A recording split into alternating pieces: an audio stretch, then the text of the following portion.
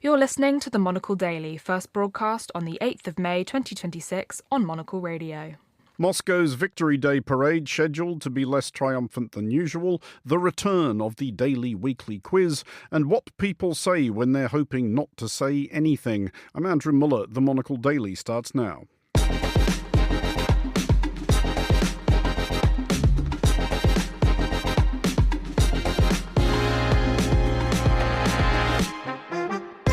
Hello and welcome to the Monocle Daily, coming to you from our studios here at Midori House in London. I'm Andrew Muller. My guests Robert Bound and Sophie Monaghan-Coombs will join me for a review of the week's stuff, and we'll have our regular assessment of what we've learned since last Friday. Stay tuned, all that and more coming up right here on the Monocle Daily.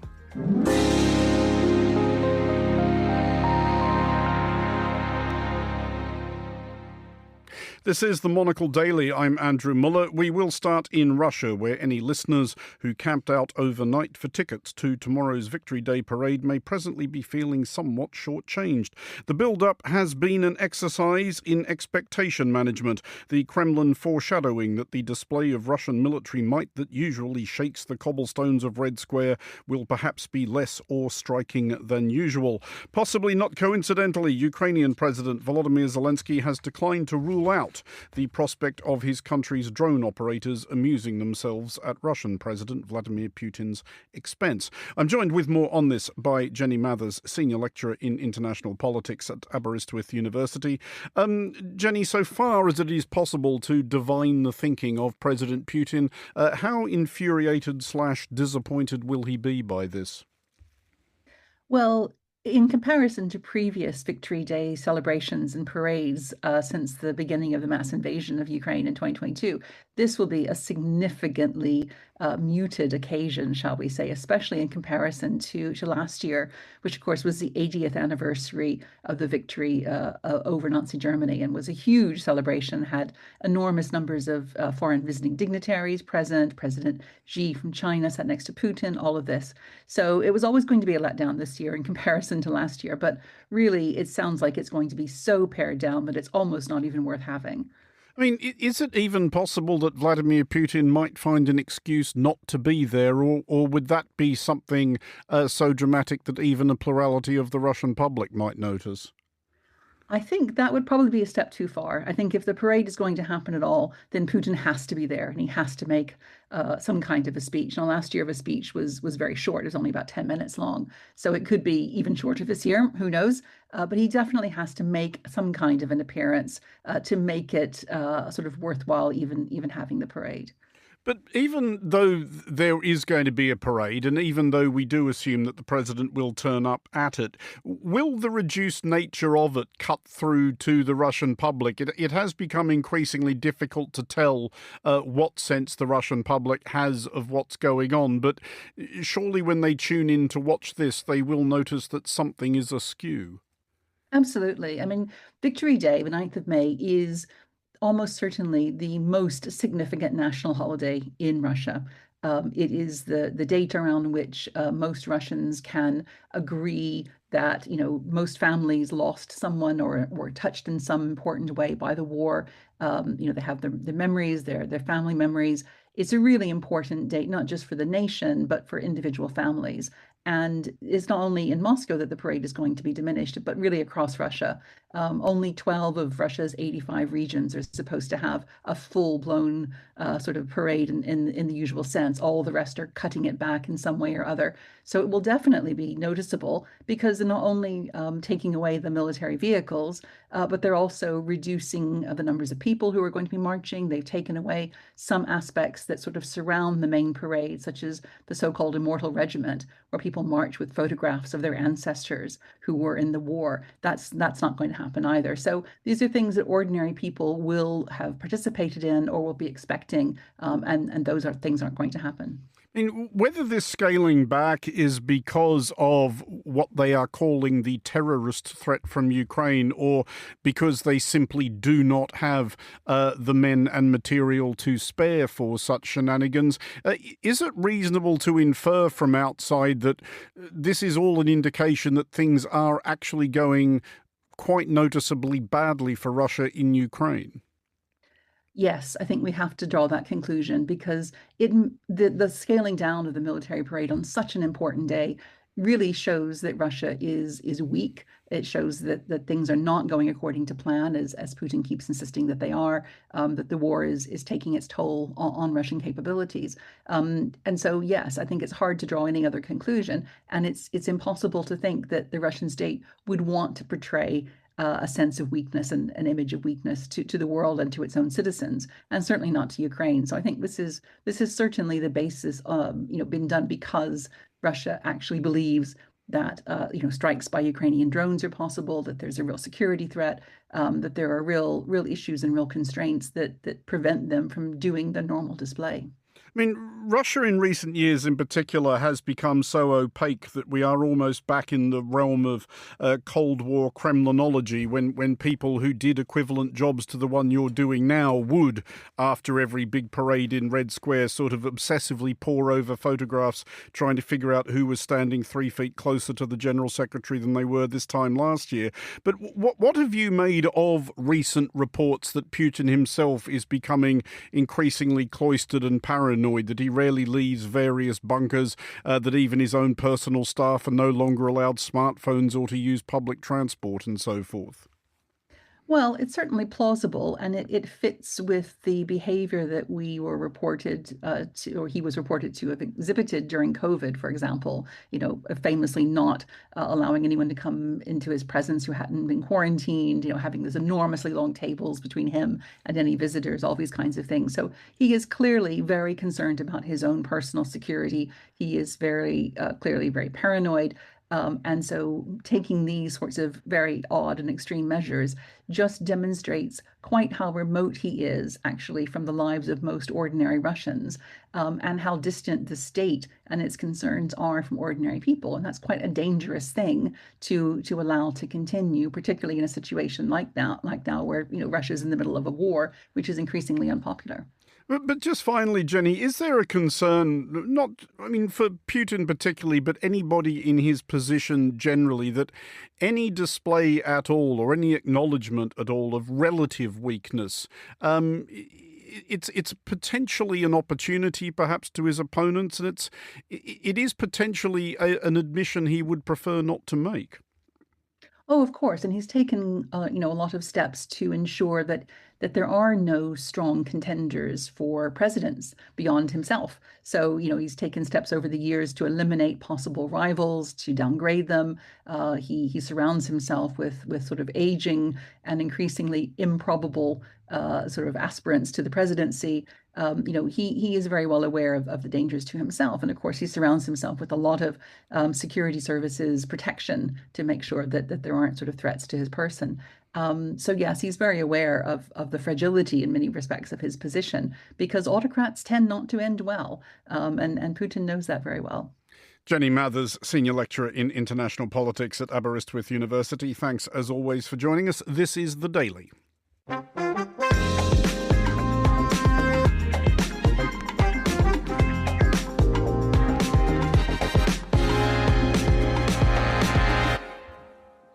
This is The Daily on Monocle Radio. I'm Andrew Muller. I am joined now by my fellow contributing editor, Rob Bound. For this Friday's iteration of the Daily Weekly Quiz, here is the theme music.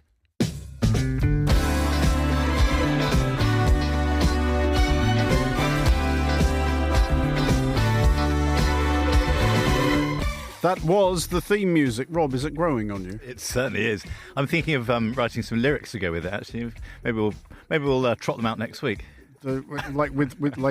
Like the Daily Weekly Quiz, that's what this is. Yeah, woof. Exactly. There we go. We're cooking already. Let's pace ourselves. With gas. Rob, we have 3 questions each to pose to each other in turn with multiple choice answers. Those are the very simple rules of this very simple quiz, conducted arguably by 2 very simple people. Who's going to go first? Did we decide on that? We haven't decided. I think, do you want to toss the coin? We decided Rob's going first. All right. That's being frantically screamed in my ears at the moment.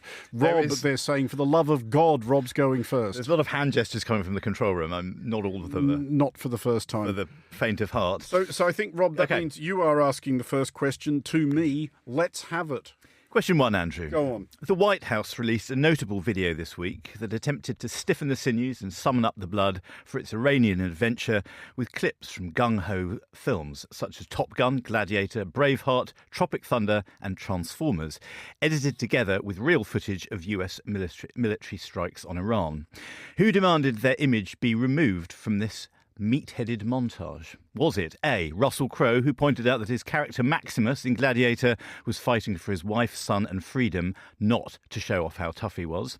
Was it B, Mel Gibson, who put out a statement saying that Braveheart was fighting to rid Scotland from imperial English tyranny and that America was behaving like a similar imperial force? Was it C, Ben Stiller, who said he had zero interest in being roped into the war's propaganda machine, adding that war is not a movie? Or was it D, the estate of the late Val Kilmer, who put out a statement saying this war would have made Iceman's blood boil? I'm going to rule out the obvious one there, which is Mel Gibson, who's I suspect, to the extent that he takes a view on anything Trump does, is probably likely pro. I am attracted to Ben Stiller as an answer because Tropic Thunder, which, if memory serves, he was in fact in, it's a comedy anyway, which you would think somebody at the White House comms team might have known or at least indeed noticed. The Val Kilmer one, it's a very cute line, but very much does sound to me like something Rob Bound would have said rather than the estate of Val Kilmer. I'm going to say it's Ben Stiller. You are absolutely right. First blood to Andrew Miller. Ben Stiller directed the Vietnam War spoof Tropic Thunder. He was playing the actor Tug Speedman. It is therefore my turn, Rob, to put to you my first question this week. I'm ready. And it is this. Boffins in Colombia this week identified a new spider species which lives largely in walls, builds webs near lights to lure flies and mosquitoes, and also hunts ants up to 6 times its size. For reasons surpassing understanding, the scientists chose to name the spider species after one of the 4 worst bands ever to have existed. So did they name the spider after A, Queen, B, The Doors, C, Pink Floyd, or D, Nickelback? Which one of those 4 worst bands in the history of rock and roll did they name the spider after? That is an excellent question, which gives you full rein to vent some righteous anger on the groups you maybe had to review in your days at Melody Maker, Andrew, and gave them a lot of crap for doing so. Mercifully, they were, The Doors and Pink Floyd were a bit before my time. Yeah. Nickelback I just could not have been less interested in. I have interviewed Brian May out of Queen for Monocle Radio. He was in fact delightful, but we were talking about astrophysics. I think Queen. I'm not entirely sure how well you'd get on with their music. I don't think that someone would. I think there's already a queen spider somewhere in the world. This is not a new species. Okay. I think Pink Floyd. I don't know how you'd get that. It's too abstruse and confected a thing to be able to get that. I think the Doors. It's not like it's a... there's a trapdoor spider in Australia. There is a trapdoor spider. I think that's because it literally does build a little trapdoor. And the images of the trapdoor spider live in my head rent-free with terror.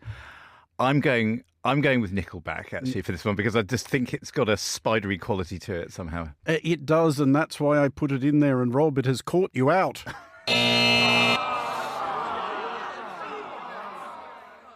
God, the crowd just furious with very furious this week for missing that one. Yeah. The live studio audience, which definitely exists. Thanks all for coming in, sir, in the front row. I like what you've done with your hair.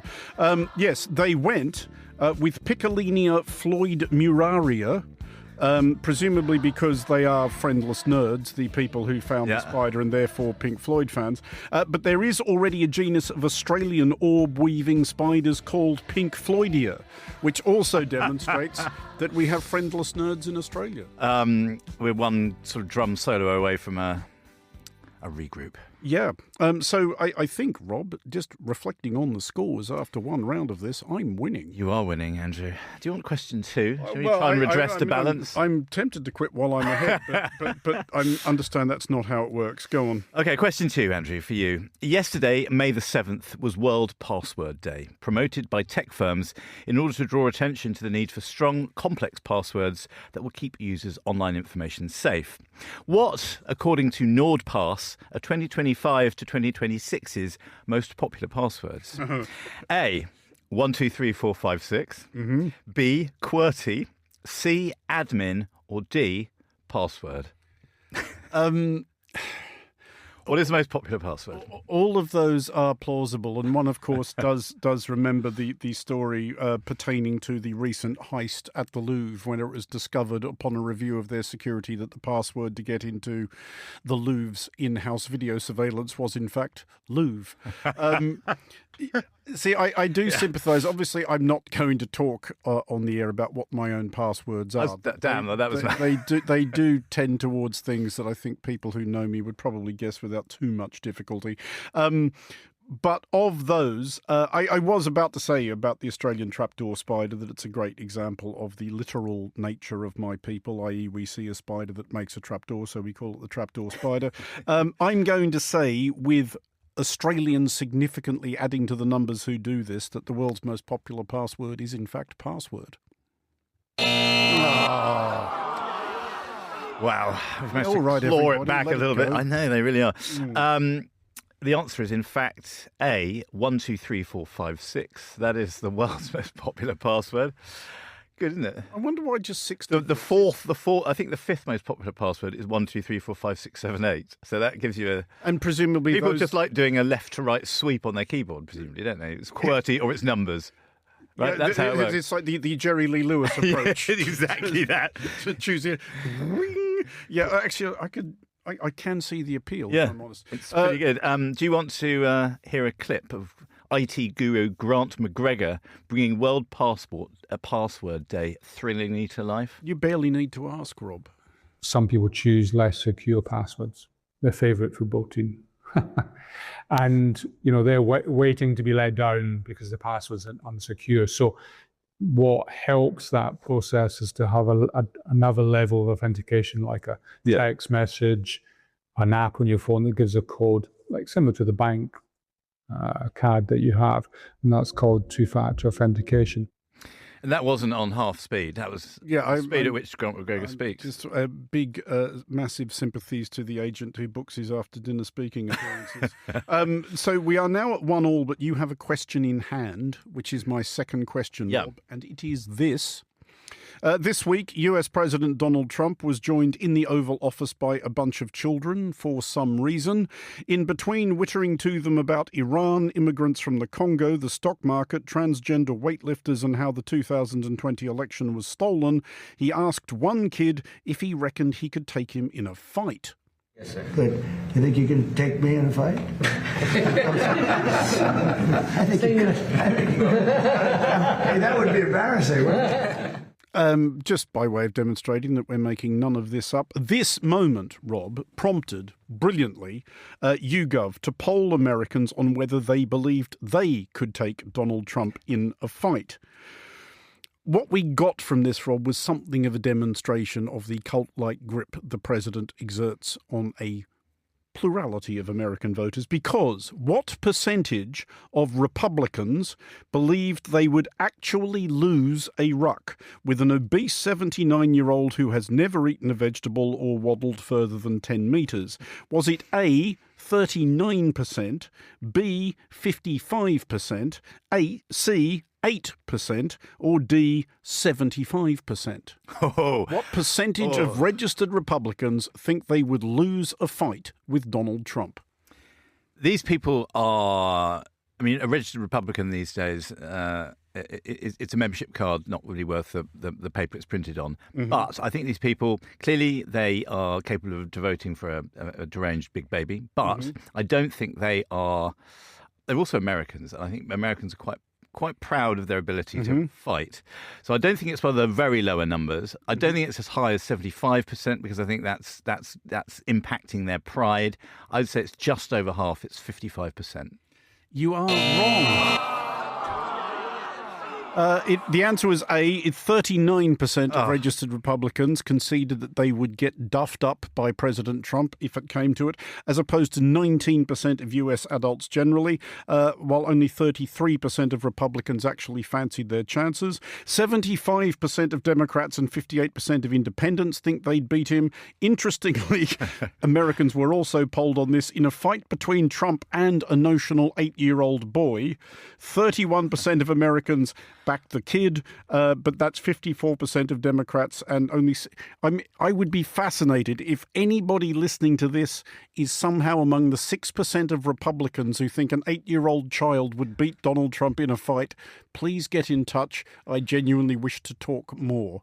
But that is question 2, and I think you are 0 for 2. I'm still in front here. Yeah. Well, that's a brilliant question. Brilliant explanation. I mean, no, a hat really off to you, Gov, for I know that's leaping upon that genius. one. That is genuinely brilliant thinking. Yeah, exactly. I think that, I wonder who in YouGov, this would be a good story, who decides what they poll. I mean, because that is some fresh thinking, right? It's some very fresh thinking. Yeah, that's decent. Are you ready for question 3, Andrew? Your final one. Go on. This week, Burning Ambition, a feature-length documentary about the heavy metal band Iron Maiden, was released in cinemas. Which of the following Iron Maiden facts is in fact false? A. The band's skeletal mascot is named Teddy, a leering, maniacal presence that the band joked was just like the former British Prime Minister Edward Ted Heath, who had recently lost in a general election around the time the band was formed in 1975. B. Lead singer Bruce Dickinson is a gifted fencer and was once ranked number 7 in the UK at the sport. C. Dickinson also has a commercial pilot's licence and flies the band around the world in his own Boeing 747, decked out in Iron Maiden imagery. Or D. Drummer Nico McBrain once took part in a drum duel with teddy bear glove puppet kids' TV character Sooty on The Sooty Show in 1988. Well, I know for a reasonably cast iron fact that both B and C are in fact true, that Bruce Dickinson is a reasonably handy fencer and is certainly a licensed commercial pilot and does fly their own 747. I've also... And because he does need to keep up his hours to retain his pilot's license, there are stories of bemused passengers on budget airlines being told this is Captain Bruce Dickinson from the flight deck. So B and C are definitely true, which leaves the other 2. Now, in question A, what did you say the name of the mascot was? The band's skeletal mascot is named Teddy. The band's skeletal mascot's name is Eddie, so it's A. A is the answer. I've been trounced this week. You have. That's an unassailable lead. 2-0 with one question to go. So, yeah, the band's mascot is named Eddie, and a name that derives from he was originally a papier-mâché head, or in the accent of Leighton, East London, with which you'll be familiar. Well, yeah, I live in Leytonstone. Oh, you live in Leytonstone. Which is obviously just vastly So how do they pronounce the thing on top of your neck? Do they call it an Ed? Hey, so that's where it comes from. Apparently, Ed. He went from Ed because he was just an Ed that was on stage to Eddie. So that's the derivation of Eddie. Do you want, by the way, to hear Nico McBrain on The Sooty Show in 1988? Well, again, Rob, like what else am I going to say? But yes, of course.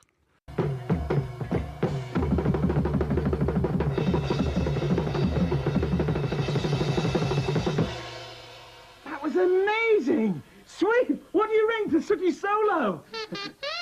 It was dreadful. It was not dreadful. It was... What Hello, on Sue. earth Hi. is all this banging and crashing about, Matthew? Well, it's Sooty and Sweet. They've got their drum kits. They're going to enter them for the talent show. Oh? Anyway, that wasn't really banging and crashing. If you want to know the meaning of banging and crashing, then let me ring a friend of mine. Hang on a minute. It's a drummer, and he will show you exactly what the meaning of the word drummer really is.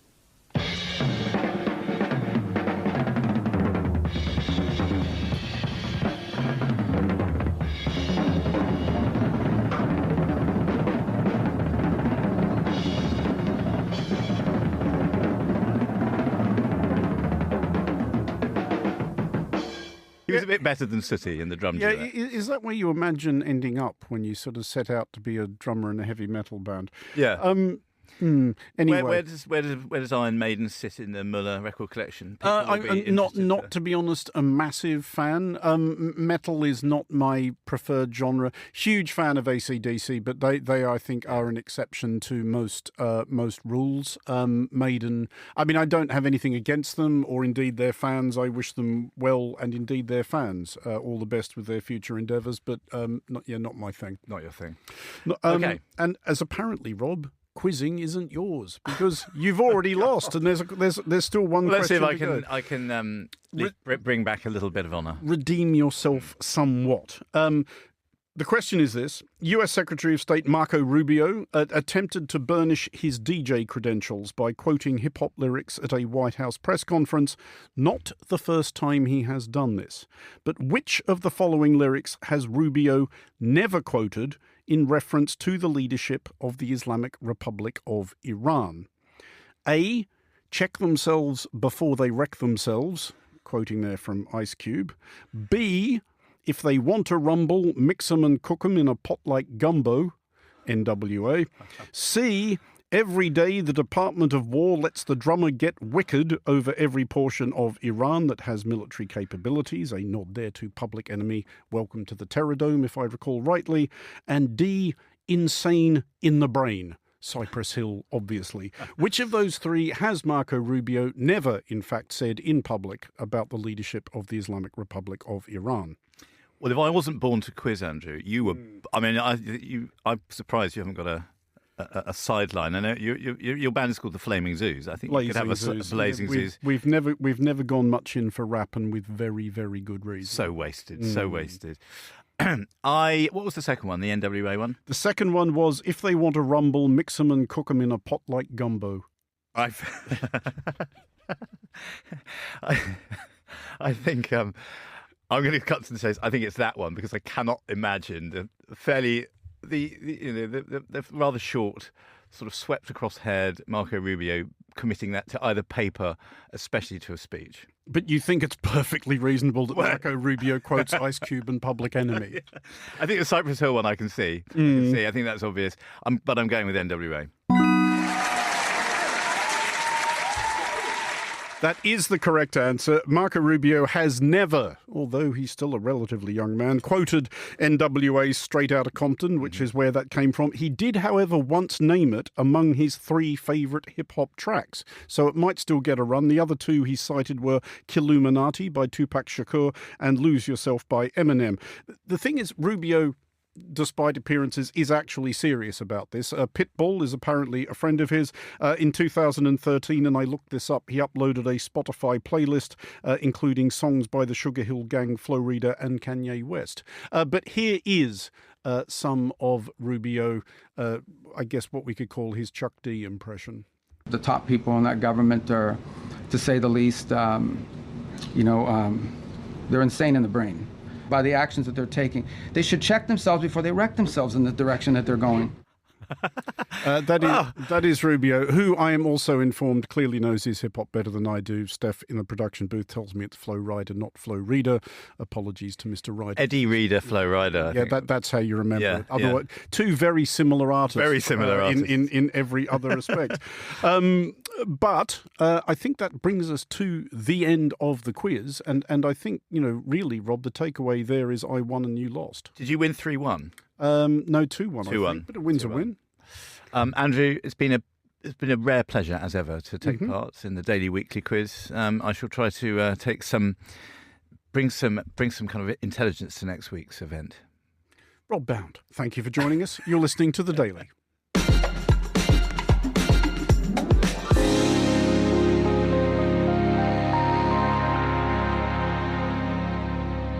You're listening to The Daily on Monocle Radio. Still with me is Rob Bound, and we are joined shortly from Venice by Sophie Monaghan-Coombs, Monocle's Associate Editor for Culture. This is a new Friday daily bit we are calling, it says here, Rob, The Decoder. How is this going to work? So, Andrew, The Decoder is a new feature. We'll see if it goes well enough this week. Maybe we'll do it again next week, and maybe it'll get its theme tune. It's a new feature in which we decrypt some abstruse Swedish political or PR speak. You know the kind of word salad you might get from reviews of gallery shows, press releases, the news, or product launches, especially from the beauty industry, for example, with which we obviously are both highly familiar. Exactly. I can imagine the wine business featuring prominently in this at some point as well. Exactly. That Chardonnay is like rotting apples in an old school desk with notes of boiled rat. Yes. So that's the thing. So Sophie is she's not our first victim, but she's been at the Venice Biennale all week, which is obviously a hotbed of wonderful art, less wonderful art, but certainly some amazing press releases. Sophie, I know you can hear us. I'm going to read out a press release from Pietrangelo Buttafuoco, who's the president of the Biennale, and he made a press conference this week presenting the 61st edition. And he said, "In Venice, we do not take up arms, we prepare for peace. This is a Biennale that does not seek to resolve issues, but to showcase them, to open them up to questions. Here, the only veto is preemptive exclusion. The Biennale is not a court of law, but a garden of peace. We ask institutions for dialogue, not paperwork." So if you've been at the Biennale all week, what was he talking about specifically? Is this to do with some of the stuff that's been in on the front of the newspaper rather than the arts pages, perhaps the protests and things? Yes, hearing it now, I think it is. It is quite a funny statement. It's not a court of law, but a garden of peace. There's definitely not been a peaceful sight this week. As lots of people know, the Biennale doesn't seek to resolve issues, but to showcase them. It has really showcased issues with geopolitics. It showcased issues between the Biennale administration and the jury, who all resigned last week, as well as the Italian government themselves. So I think, with this, it's kind of a wonderful statement, but sort of every part of it can be read in a couple of ways. Sophie, does the statement as a whole basically translate to "please don't ask me any questions about Russia"? Yes, but it's very hands-off. And, to a certain extent, that's, I don't know if it's fair, but it's sort of how it works, because Russia own that building and they decided to stage something. They've decided not to, or their artists have decided not to stage something in recent years. The other thing that the Biennale president said, which I enjoyed as well, was that he thanked Giorgia Meloni for confirming the freedom and autonomy of the Biennale. But actually, she has come out and said, I don't support the fact that Russia is here, but I understand the Biennale is autonomous. And then the Italian culture minister has boycotted opening events, as have lots of ministers from around the world, actually. So it's definitely some statements that are hiding just how explosive and controversial the inclusion of Russia as well as Israel has been this week. Pietrangelo Buttafuoco, who's the president, whose words we're talking about, Sophie, that you're right. He said he talked about the autonomy and boldness of the Biennale, but he also said that full quote is, "I thank Prime Minister Giorgia Meloni, who has confirmed the flamboyant freedom that is the autonomy and boldness of the Biennale." So he's is he arching his eyebrow, do we suppose, at his own word salad there slightly? Yeah, I mean, it's completely, the controversy has completely dominated all of the coverage about the Biennale. No one has heard anything about the art, and he's just, this flamboyant freedom. Also, boldness is just fantastic. It's incredibly bold, and everyone's very, very angry about it. So yeah, I think, he's just sort of wiping his hands of the whole thing. But Sophie, does it feel like that on the ground? Like once you're there in the middle of it, does the Biennale still feel mostly like the Biennale usually does? I don't think so. I really think it's dominated a lot of conversations. The Russian pavilion has been open this week. It will close tomorrow for the when the public are able to visit. But this week it's been open. People have been going in it. There's been performances, and the music is quite loud, I would say.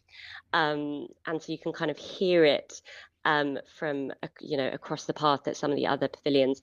And today I watched this incredible woman protesting outside who just had a magnificent outfit, complete with a birkin with an illustration of Putin's face with a big cross through it, and a sign on the back of her exquisite striped cream suit that said "No Putin, no war." And she just stood outside the Russian pavilion for a really long time. I also saw her spending a lot of time talking to the police and the security forces that have been sort of roaming around the Russian pavilion all week. And so, yeah, that is obviously, lots and lots of people flocking there to take videos, lots of broadcast journalists filming her. So I think it has, it's not been business as usual at the Biennale at all. And then I've also just come from a protest that was organised by the Art Not Genocide Alliance group against the fact that Israel are here. They're not in their usual pavilion. It's apparently under construction in the Giardini, so they're in a slightly less sort of prime real estate spot in the Arsenale, but they are here, and there was just a huge protest and lots of shouts against art washing. So I don't think it's sort of, politics always comes into the Biennale. It is inseparable from the art, but this year it has really been sort of unprecedented. And the final thing I'll say very quickly is that there's been this 24-hour strike, and so the Austrian pavilion, which has a lot of nudity, bodily fluids, there's a topless woman hanging from a bell in part of it. It's the pavilion that's been most talked about, and it was completely closed today as part of this strike. And then lots of other national pavilions shut, many of them just temporarily for an hour. But people walking around really excited to go and see the Austrian pavilion, and it was completely closed. So it's definitely been a different week than usual. Sounds kind of like an electrifying atmosphere in which to see art and the things that are surrounding it, Sophie. What's the measure of these protests? Are they, apart from that Birkin bag, which sounds like it'll be under the hammer at Christie's very soon, did you get a sense that there was artistry to the protest, or were they protest, if you know what I mean? I think it's definitely been a mix. Obviously Pussy Riot have been here this week as well, and they are just so good at spectacle and creating something that just looks amazing. Obviously will get lots of coverage and is kind of very big and bold. The woman I mentioned at the Russian pavilion, was incredible. It was so well crafted. Okay. It was so well thought about. And but then, alongside that, there's been kind of your more usual protests. And the last one that I will also mention is there's been this incredibly moving drone choir, which is done by a Palestinian artist. And it's a group of people holding up their phones with drone sounds on them, and they're kind of moving around, and they've all wearing the names and the artworks of Palestinian artists who are in Palestine. Some of them have passed away because of the conflict, and it's been incredibly moving, and they've been walking around all week as well. So I think it's been a mix of that sort of regular protest and protest that is so well thought about, and really, really has stuck with lots of the visitors who've been here. And just finally, and just briefly, Sophie, have you had a particular favourite pavilion? That is a good question. I think probably my favourite is the Danish pavilion, which is sort of extraordinary. Such a lovely building, isn't it, as well? It's a wonderful building. Me and Rob and I were there together in 2024, and we also loved that exhibition. This one is very different, and it's all about how Denmark has sort of the world's most extensive network of sperm banks, and they have kind of containers. They have this incredible film, and it's all about the sort of sperm bank industry. So it's very surprising. I wasn't expecting to sort of love it as much as I did, but the artist is really fabulous, and she's done something really interesting. And I have to say, the queue for the Danish pavilion has been the longest one I've seen over the past couple of days. Sophie Monaghan-Coombs in Venice and Rob Bound, thank you for joining us. Finally, on today's show, our weekly assessment of the degree to which the last 7 days have bestowed any more of a clue than we had this time last Friday. I am the god of hellfire, and I bring you fire. We learned this week of disappointing tidings for any listeners who harboured dreams of becoming the first person in the history of human endeavour to set themselves alight and then tow a police car down the street with a rope attached to their genitals. For we learned that it had been done. But we learned that, for example, the glass ceiling remains uncracked where, carrying a harpsichord up a spiral staircase while wearing trousers full of live crabs is concerned. So you've got that to work towards, just as the producers now find themselves trying to evoke in sound the proposition of someone carrying a harpsichord up a spiral staircase while wearing trousers full of live crabs.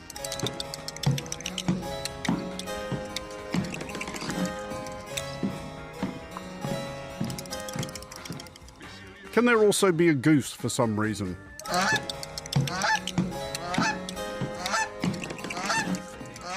Anyway, yes, we learned that the feat of setting oneself alight and towing a police car down the street with a rope attached to one's genitals, verily the 4-minute mile of the 21st century, had been accomplished by one John Stevenson of the West Yorkshire settlement of Halifax.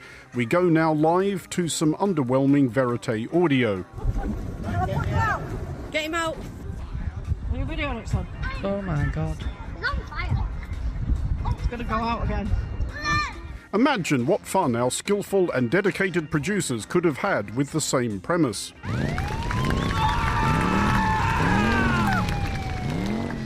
But we learned that Mr. Stevenson was not alone in performing bizarre, dangerous and undignified contortions to the bafflement of all sane onlookers, or indeed in playing, in one respect or another, with fire. We learned that the United States' war with Iran was over. The Operation Epic Fury is concluded. We achieved the objectives of that operation. Unless it wasn't. Now we have to get what we have to get. If we don't do that, we'll have to go a big step further. Or sort of is and or isn't. Since the ceasefire was announced, Iran has fired at commercial vessels 9 times and seized 2 container ships. And they've attacked U.S. forces more than 10 times, all below the threshold of restarting major combat operations at this point. And indeed that the conflict may or may not be being waged, or the peace may or may not be being kept by kamikaze dolphins. I can't confirm or deny whether we have kamikaze dolphins, but I can confirm they don't. For all intents and purposes. Boo! But one thing we did learn for sure, and a tremendous reassurance it was at a moment of global volatility, peril and general brouhaha, was that Earth's most powerful individual, the man endowed by the wisdom of the American voter with the authority to extinguish civilization at whim, absolutely can tell, and with unwavering reliability, the difference between lions, bears, alligators and squirrels. You know, the first question is very easy, and they always show the first question is, you have a lion, a bear, an alligator, and what's another good? A squirrel, okay? Which is the squirrel? And we learned that this was not the first time. Anybody running for president or vice president should take a cognitive test. And No president has ever taken one except me. I've taken 3 of them. We did learn, however, and without for a moment wishing to cast any doubt whatsoever upon the President of the United States' ability to distinguish between the illustrations in children's books, that Donald Trump is yet to figure out entirely why no previous occupant of the White House has been subjected to a cognitive test, never mind 3 of them, by concerned doctors. Like not even Millard Fillmore, and he was nuts.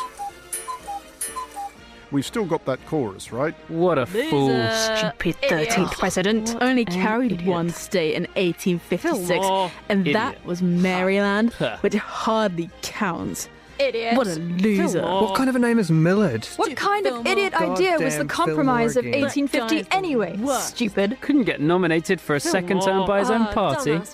What a deadbeat. You know what? I really don't like him. Waste of everybody's time, you said making that was, and that's like 3 goes we've had out of it now in barely 5 years. I look forward to many more uses of the sound effect of the guy carrying a harpsichord up a spiral staircase with trousers full of live crabs, and a goose for some reason, that I spent half the afternoon on. That's the spirit.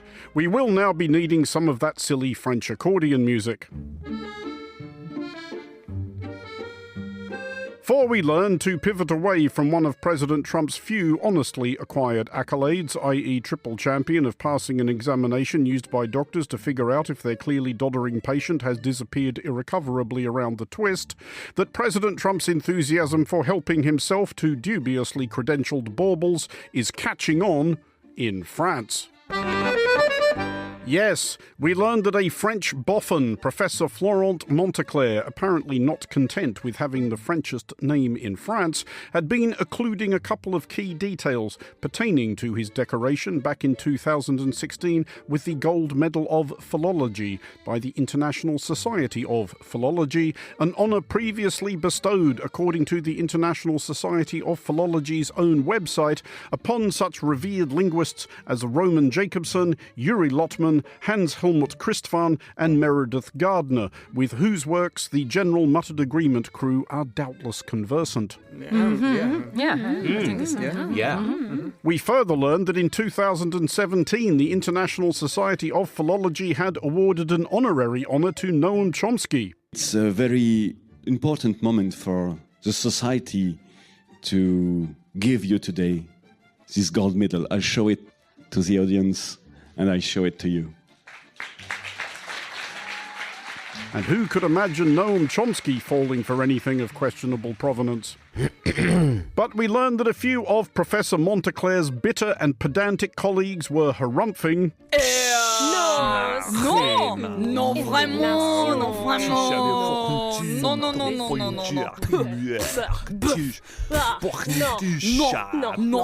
That neither the International Society of Philology nor its gold medal exist, except in the imagination of Professor Monteclair. However, rather than join any chorus of sanctimonious condemnation, we plan to content ourselves polishing the inaugural Monocle Radio trophy for Best Weekly News Review.